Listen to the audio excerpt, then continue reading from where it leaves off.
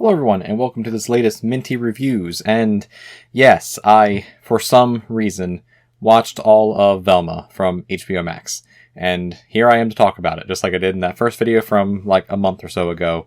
That's linked up there somewhere. Anyway, Velma, it's a show that exists, and okay, so let me just get into the intro part of this first. I did like the first video. I wrote a brief outline of a script here. I'm going to try and follow it.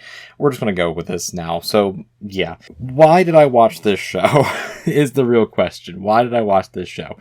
And the answer to that question is because I wanted to give it some type of a fair chance in a review format and to see, is it actually better than the first two episodes? Were the first two episodes just needlessly edgy just to grab people's attention and have people write articles about it and hate watch it?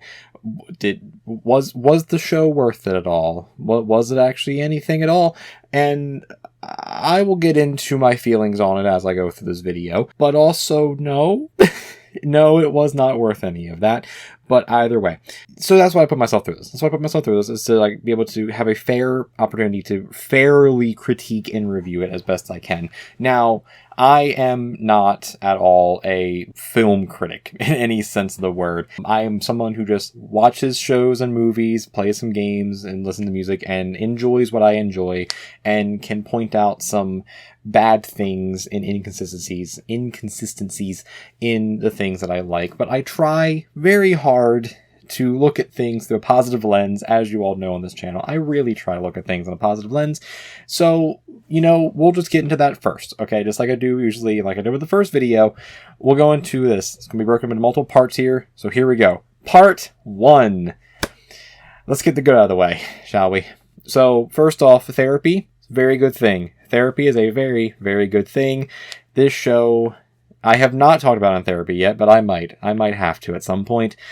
And luckily enough, it's a good thing I don't drink, because this show would have probably driven me to it. Let's get the good thing out of the way first. There's not much here. There's not much, but there is some. And through the whole season, I can say these are the positive things for me personally. So the animation, I thought, was fine. I thought it was fine to decent. I really did like the art style, especially by the end of the series. Watching this series, I did really enjoy the art style of it. I thought the character designs were all very good for the most part for these like modernized adaptation versions of the character. Velma's design honestly didn't really fit for me, but that's just a lot of Velma in general didn't work for me. We'll get to that later. Norval grew on me as a design, I will say. Norval grew on me. Freddy was basically just Freddy, and Daphne still, I think, is one of the best designed versions of Daphne we have. Also, I thought, like, some of the side characters were also really well designed, too. I thought Gigi, after episode 4-ish, I thought Gigi had a really interesting design and how they changed her design. Also, Gigi was a pretty good character as well. And yeah, I just thought the side characters as well had pretty good designs overall. But yeah, the art style itself, I liked the art style. It had a definite unique feel to it. It didn't feel like other adult animated shows with how it's designed, which is a good thing. I think it's a good thing. I think its design stood out well. Art style itself felt Scooby-Doo, just the show didn't, but the art style felt Scooby-Doo, so that's a good thing. Also, there were some really good lighting effects at times, especially during like the nightmare sequences, which we'll get onto those. That's a whole different subject. But the nightmare sequences I thought had really good lighting, and there was some great lighting in the last episode. So I'm spoiling this entire series because the series is over now. This is a full review. I'm spoiling this whole series. So we're just going to get into spoilers, but there was some really great lighting in the last episode, particularly when they're finishing the mystery part of it. I thought there was some good lighting effects, some good shadowing effects there. So the animation department of the show, the animation team, good job. You all did good, and you were probably one of the few good things in the show. So good job there. There were at least 2 jokes in the show that I laughed at. And 2 is not a lot of jokes. It's not a lot of jokes. And I was going to make the Doofenshmirtz joke there from Phineas and Ferb, a show that's actually funny. It just doesn't work here. But yeah, there were 2 jokes I laughed at for sure. They are not friends, and neither are we. Best of luck in all your future endeavors, Wilhelmina. Oh, Red Mary Jane's. Perfect. I'm glad I waited this long and put so much expectation on it. There were at least 2 jokes. There might have been a few more, but for sure that I remember, there were like 2. For an entire series of 12 episodes that's supposed to be a comedy, only laughing at 2 jokes, that's not a good batting average there, folks. That is not a good average there. But there were a couple of good jokes and some good humor moments. When the show wasn't trying to be funny, I'm pretty sure, it felt funnier, which is usually how comedy kind of works, you know? If you're not trying to be funny is usually when you're funny. He rescued a girl who fell off the pier. I was punched! I also kind of like the mystery aspect by the end of the show. It never really took the forefront of anything in any of the episodes, so why is it even there? Other than it being having to be there because of Scooby-Doo, and you gotta put a mystery in there somewhere. I thought the overall mystery by the end, I thought worked. And I thought the big reveal also worked as well. And like I said before, spoilers for it. I thought the reveal of Fred's mom being the big villain kind of worked. I wish they had set up a little bit more. They start setting it up in like the penultimate episode. And I'm like, okay, if you're going to do this, just set it up a little bit earlier than this. But, you know, I felt it was like at least worthwhile that Fred's mom ended up being the Phantom, basically, or whatever was going on there. And I thought the overall mystery and the overall like explanation of the plan and explanation of the villain worked. Actually, I think that worked really well for me. Personally, I think they worked really well. So there's that. And character-wise, somehow Fred and Daphne for me ended up being the best characters because they were at least the most consistent. Daphne at first, definitely not. Definitely not. At first, none of the characters were likable or good at all. But by the end of it, Fred just basically became a full-out himbo, which is like, cool. That's just Fred in general. He's supposed to be a himbo. But like, it wasn't perfect. It wasn't perfect Fred himbo. It wasn't like Mystery Incorporated or 2000s live action James Gunn movie himbo Fred. But we got at least some type of a himbo Fred that I think worked for the show. And Daphne actually had a character arc for the most part. We'll talk about character arcs in a bit though. But, you know, they actually had, they were the only two that actually had like somewhat reasonable character arcs for this show. Honorable mentions as well. I kind of like the sheriff. This like weird Don Knotts type of character that he felt like a Scooby-Doo character. He felt like he belonged in a completely different Scooby-Doo show. And he was actually consistently pretty funny. Like not all of his jokes were good, but they were at least consistent. Where it was like, yeah, no, this makes sense for this character to say this thing. Might not be funny, might not be laughing at it, but no, it makes sense for him to be here doing this thing. I like the sheriff. The sheriff was pretty good. Also, Gigi as well. I thought that she was a pretty decent character in the few episodes we actually fully got her in. She was basically just a full background character in the first like 4 episodes, but after episode 4, there is like an actual character moment. Wow, mind-blowing. They actually know how to write character moments. Just not for the main characters. And she became more of a main character after that, and then also dropped off after that as well.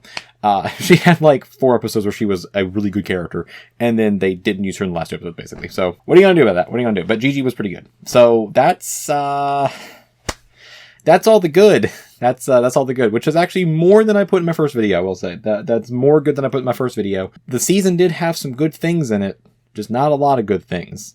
Not a lot of good things at all. So, yeah, on to part 2. Okay, it's still bad. So, this is kind of broken up into a few different parts of it not being good. What is humor? What is comedy? What is funny? Not many of the things in this show.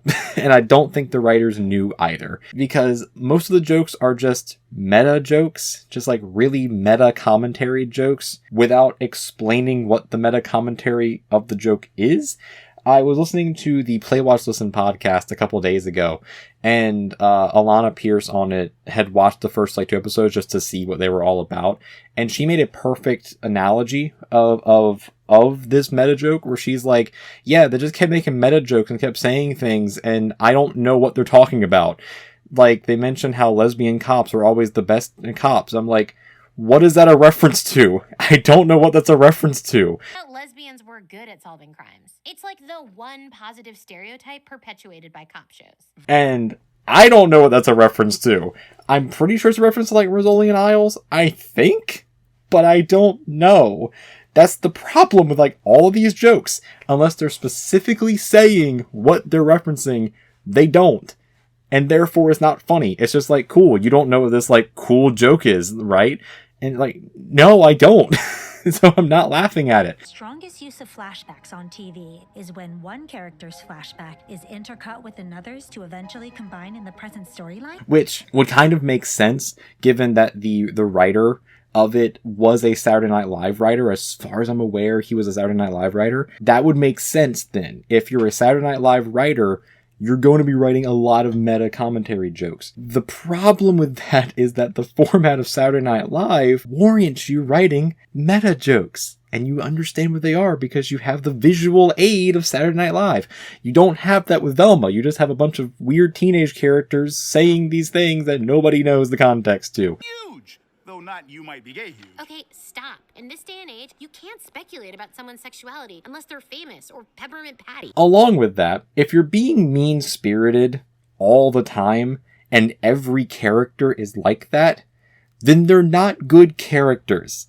Daphne is so messed up that she has a daily session with our school guidance counselor, Lamont, to discuss her issues. There is a difference between being a mean-spirited character and being a character that's mean. And yes, there is a difference between that. A mean-spirited character is one that is at every opportunity and every chance trying to down on every other character. And pretty much all the main characters, the entire Scooby gang, are basically like that. Even Norval. Even Norval by the end of the show is like that as well. You're welcome to my deserving Fog Queen, Gigi. I knew this crown would restore your self-worth. It's not funny. Like, if you have one character like that, and everyone else is not like that and they balance it out, then it's fine because that one character is supposed to be like that. But if you have every character with the same type of personality style of them all being mean-spirited to each other, then why are we following any of them? And also, being mean-spirited like that doesn't make your character funny either. It just makes your character annoying to listen to and grating on like your mind as you're watching them. This is your fault, Velma. You're so possessive. You faked a hallucination just to keep me from hanging out with all. Velma was a terrible character. Velma never grew as a character. We'll get onto that. Velma didn't never grow as a character, and every time she opened her mouth to say something, it was to down on another character. And after the second episode, it got tiring to listen to her. It got so tiring to listen to her. Also, just a little side part here. Mental health is not a joke, even though they play that as a joke in like every episode. Therapy isn't just a great way for therapists to remodel their kitchens. It's not a joke. And it's even worse when you have an entire episode where they do like a karate tournament. It's, again, making fun of something meta. It's making fun of Cobra Kai, including the name of the episode, but it's making fun of Cobra Kai. But they have like a fighting tournament for all the girls in the school to like get self-defense or whatever. And then Velma like beats Daphne at the end by just... Actually, no, she doesn't beat her. She doesn't win. Starts like reading from Daphne's diary. And everyone in the audience is like, wait, that you can't do that. Mental health is not a joke. Her mental health is supposed to be better. And it's like, you were literally just making fun of a person's mental health and the guidance counselor in the same episode. Like, no more than 5 minutes ago, you're doing the same thing. Actually, the entire subplot of that episode is Norval just stealing his dad's cardigan and being like, I'm a therapist now. I can just do therapy stuff now. It's like... Never finished mine and literally no one's checked. No. The only thing a therapist really needs is a good cardigan. It makes... No, this is the same episode. But yeah, mental health's not a joke. Therapy's good. This show's going to drive me to go to therapy more. To go along with the characters not being likable, let me just describe these characters, okay? We already did Velma. But yeah, Velma started ever so slightly in the middle of the season to get a little bit better. Just ever so slightly. She started having just a little bit of a character growth, character moments where she started like actually being friends with Daphne, started actually hanging out and being partners basically with Fred. Norval, she never cared about at all. But there were moments with her dad, even like with her dad, she started like doing some stuff with her dad. And while she was still very grating during all this stuff, there were some moments there was like, okay, she's actually being a genuine human being at these points. And that's like, that's cool. It's cool. This character's growing a little bit. The writers knew how to write this character for once. Then it just took a nosedive, dropped off a cliff by the last two episodes, and it was bad. It was just real bad. It is still all my fault. Wait, what? For reals? Because honestly, I was really grasping at straws when I blamed you. I don't think I've ever seen don't think I've ever seen a show do so much character regression in the first season as I did with this show. And that's pretty impressive, to be honest. Like, if anything, that's pretty impressive. Norval as well. Norval was pretty much a plateau of a character. Actually, not even a plateau. He was pretty much just like a plains, just like a flat land of a character where he was like, okay, this character's here. He exists. He's fine. He's not my favorite character in the whole show. He's not that decent. I mean, he's a decent enough character for the most part, but like, he wasn't really doing much. And then just episodes 7 and 8 just nosedived that character into just being like the worst type of person. And it's like, I wasn't expecting you to be here. Also, for what it's worth, Daphne is technically hotter. You just have a mildly better personality. Oh, how belittling it feels to be sent to voicemail by someone you like. I'm talking about Velma. I used to really like her. I know. You're only saying that because you're so damaged by being sent to voicemail by Velma, I mean me, that you don't think you deserve a crown. Woods belong to everybody. Thank you very much, Teddy Roosevelt. But this was supposed to be a romantic getaway for two. yeah, what happened there? What happened with those ones? And he got a little bit better by the end, basically being a little bit more like regular Norval. But man, still not good. Still not good. And like I said earlier, Fred and Daphne were the only characters to me that actually were okay throughout the season. They were okay. And even then, they also regressed by the end of the season, just not as quickly or as hard as the other characters did. I love you too, Norville. What? Norville?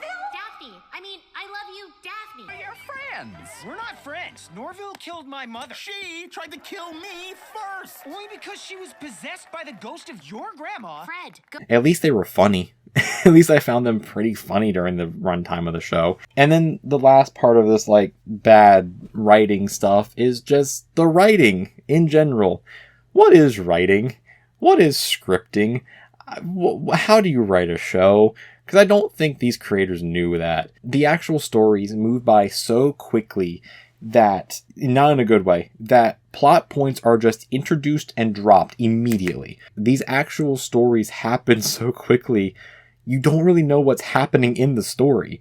It's like they keep introducing so many things and then just going quickly away from them. And it's like, what do you mean you just introduced a problem and immediately solved it? Like, that's not good writing. And it just got exhausting. It just, like, honestly, it got exhausting to watch this show. Like, there were multiple times during these episodes that I would just have it on to record it and not actually be paying attention. I'd be playing, like, Pokemon or something while the show's just on. I'd be, like, half listening to him, like, oh, is this happening? All right, this is happening now, I guess.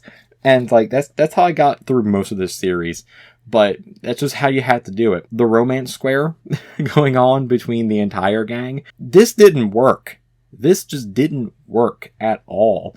And the reason why it didn't work is because none of the relationships between any of them felt natural or felt meaningful.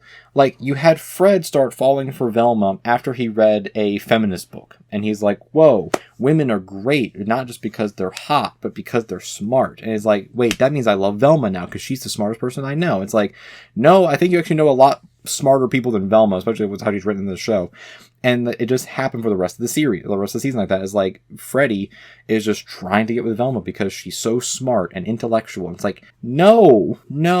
After episode 2, they have this whole thing where it's like Velma and Daphne have actually had like feelings for each other their whole lives, basically. It's like, cool. Don't care. Honestly, do not care with this because this just feels so forced. Then we have the obvious one of Norval just falling head over heels for Velma the whole time. And it's like, bro, just move on. And then Gigi's just thrown in there, unfortunately. Gigi's thrown in there because Norval started dating Gigi by episode like 4. And it's like, or no, episode 5. And it's like, okay, this actually worked out pretty well. Like, this relationship was pretty good until episode 7. Then nosedived, as with everything else in this series. And along with that, there's a lot of social commentary in the show. And all of it feels dated by like at least 7 years, like at least 7-8 years. And it's like, none of this stuff is like, the way they're presenting any of the social commentary doesn't work now. It just doesn't work. It's like they keep bringing up the Me Too movement. They keep bringing up like, oh, down with like white man power. And like, I know. No wonder men are so desperate to hold onto their power. This is the easiest shit ever. As a guy, I can do anything. Maybe we should both be guys and just stop caring about feeling so much. all of the social commentary they did just feels so out of date. It feels so much like a middle-aged person writing, trying to appease like teenagers and young adults, and it's like, of Velma, our personal police details, which we earned by being hot, got downgraded to Uggo lessons. Damn it! Now you look hot and relatable, like an athlete who wears glasses. I mean, it's an exercise in slut shaming. No woman should ever have to change who she is or how she dresses to not be murdered. But the only cure is to find my mom. Though I have heard some good things about alcoholism. By the time I say something, I could have already paid $5 for another coffee. no, none of this stuff we're talking about right now, like, at all. None of this stuff we're talking about. So, yeah, outdated social commentary is bad, and a lot of that was used for meta humor, and you know what meta humor, as we talked about earlier, it's not funny if you don't get the reference. Yeah. Part 3, though. Part 3. Could this have worked? Could this have worked? So this is going to be a little bit of a special segment, of a special segment of this episode here, of this review, where this isn't really a review part. This is just, how would I have done this? At some point, I kind of want to maybe create like a whole side series of this, of just like reworking things to see how they could work differently. Could this have worked? The answer to that question is yes. It's called Mystery Incorporated, and also called the 2000 live action movies from James Gunn. They simply are. That's how this series could work, just as that. So here's my pitch for how this series could have worked, okay? I'm going to go through the characters and then some brief plot. So first off, age up the characters to at least in their early 20s, so we get them out of high school. So if you want to do any type of weird sex jokes or anything, it's not creepy having them be in high school. Make them early 20s, make them in like community college, whatever. So boom, first thing first. There you go, early 20s. Fred, rich himbo, okay? But he has a caring side, and his parents disapprove of him because they want him to be more assertive and manly. But because of his upbringing, he's still pretty terrible. Might be slightly racist, might be slightly sexist. Because of his upbringing, he learns to not be that by being around actual people that aren't him, basically. Also, with this rewrite, I'm using the same general basis of the show that we got, and then just altering it ever so slightly to make it actual reasonable. So, read that. But yeah, so that's Fred. Daphne, popular girl, incredibly skilled woman with an innate charisma that makes her incredibly popular. However, all of this is done in order to gain the approval of her moms, just like in the show. She has a lesbian mom and she was adopted, but is trying to get approval from her moms, who are the top detectives in town. By the end of the series, or the end of the season, she learns to do things for herself instead of getting the attention of her parents. So, General Daphne. We get like a General Daphne who's a very confident, very, very skilled person, instead of just being this weird mean girl character. And she's doing it to have an arc. Norval, very fun-loving weirdo, into a lot of things, easily get along with, okay?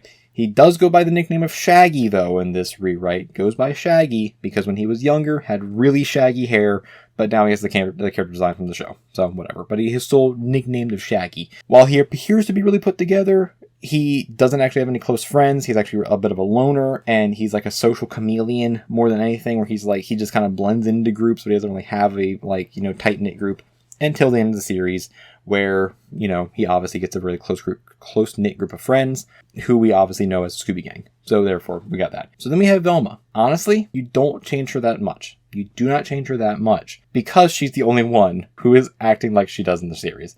But she's a brash, arrogant, narcissist of a person that acts like the smartest in the room because she actually is smart, okay? Kind of her personality from Mystery Incorporated, but a little more rude, I guess. However, this comes at her being a massive loner where no one likes to hang out with her, and that just makes her worse. However, by the end of the season, she's actually grown to enjoy the company of the Scooby Gang and works with them, and actually is kind of a bit more open with them and a little less of a terrible person. But again, like I mentioned earlier, because she's the only one in the main cast is like this, it's okay, because the rest of the cast is kind of balanced around that. So that's my rewrite for the characters. General plot of this rewrite, very similar to the actual show, with a couple of little writing things better that I'm not going to really go into fully there. We're going to have Velma's mom still go missing when she was a kid, and there's a recent string of murders linking it back to the disappearance. Cool. Same thing with the show. Basically, it works. The show introduced government experiments with hypnosis and basically had like brain swapping to try and get better soldiers or whatever, or get teenagers to be interested in the war. Weird thing. But it's a weird thing that could have just fully have been a Scooby-Doo plot, to be honest. But have that whole thing, have it still be Fred's mom, and have the whole plot basically be the same thing. Again, just tighten it up a little bit, just like tighten the screws in the writing a bit there. Make it actually about a mystery kind of a thing. However, this is the biggest rewrite. By the end of season one, they find a talking dog. Okay, they found a talking dog. And the explanation for the talking dog is that it was an experiment done by the government to test the brain swapping to see if they could swap brains of a human and put it into an animal, because animals, whatever, doesn't matter. And it's a success, but not a full success. So then we get a dog that talks, but it has some weird speech patterns, and it can't pronounce things all the way because it's a dog. And they end up naming the dog after the government experiment, which I am still using the same stupid acronym from the series, and they name it Scooby. So then we finally get Scooby in a Scooby-Doo series, and it's still adult and mature, and it fits the series. It fits the series, basically fits the plot. And the gang gets brought together to raise this now talking dog, and Shaggy, Norval, whatever, grows really close to the dog, and they become best friends. So boom, that's the rewrite of the series. That's how this could be good. You don't change much about the plot, you just change the characters to be actual characters, and then you throw in Scooby-Doo at the end, because it's a Scooby-Doo series. You can still have them cuss, you can still have them make sex jokes, you can still have them make meta jokes, just actually give context in the meta jokes. You can still have the series be the series. It's just you tighten up the characters to actually make them real characters. That's my rewrite of the show. I actually really like doing that. Part 4! What was the point of this show? What was the point of this? And at this point, I don't know. Other than Warner Brothers just flexing they have the Scooby-Doo IP, I don't know. Honestly, at this point, having watched the entire show, I feel more apt to believe the theory that it was supposed to be an original concept by Mindy Kaling about her growing up or whatever, with her being the actual main character and not being Velma, and that got turned down by Warner Brothers. So then they're like, well, if you can take this concept and put the Scooby-Doo IP onto it, we'll let you make the series. This is just a theory. It is just a full-out theory. It is not proven by anything at all, so do not take this as a fact of anything. I feel like that makes the most sense as to why this show is so bad, because I don't want to say that these writers and these creators were this terrible, because it's not like Mindy Kaling's that terrible of a writer. She's done good things in the past, or at least decent enough things in the past, and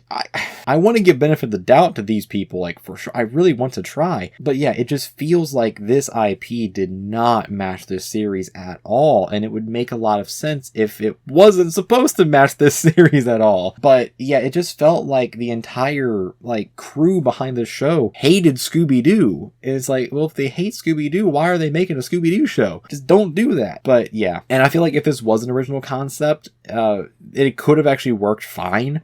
At the worst, it would have just been just a run-of-the-mill adult animated series that no one would have watched. Okay, at the absolute worst, it would have been that. If it was just an original concept, it could have been fine. It could have stood out on its own, but it wouldn't have gotten all of the negative attention that this one got, because people love Scooby-Doo. That's the thing. People love Scooby-Doo. Everyone. Literally everyone at this point has grown up with Scooby-Doo. One iteration or another of Scooby-Doo. The fact that they made this decision is so baffling to me. Just absolutely baffling to me. This show is not the worst thing ever made. There are way worse things that have been made. Just look at look at most Netflix original things that somehow got greenlit or somehow got funded. There's a lot of really bad stuff on Netflix. There's a lot of really bad things on every streaming service that just for some reason got greenlit. Velma's not the worst thing out there. It really isn't. It's just that this entire series seems to lack the fundamentals of actually writing anything. And while I don't have the most experience with the fundamentals of writing a show, because I've never written a show before, I have written things in the past, okay? I've written a lot of essays for college. I actually wrote a book that I'm going to publish at some point, and I've been writing stories my entire life. And also I'm a massive D&D player and massive role-playing player. I think I understand story arcs a little bit. I think I understand the character arcs a bit. This show didn't have them, and it just felt so weird how this show lacked the fundamentals of character arcs and story arcs and comedy. It's not the worst thing. It's just bad. And I'm just going to leave it with that. As per the usual, like the video if you like the video. Subscribe if you want to subscribe to the channel and want to see more of these and such as that. Right over here is going to be a playlist of other reviews I've done. Pardon the audio for some of them. They were back when I was first recording these things and I didn't figure out the audio fully yet, so just be prepared for that. And over here is going to be a video that YouTube recommends for you as well. Check that out too. It'll probably be something you can enjoy as well. And until next time, just stay creative. Write down those ideas if you have creative ideas for anything, because creativity is a very good thing. And just have a good rest of the day, everyone. And I will see you all next time. Until then, peace, everyone. Peace.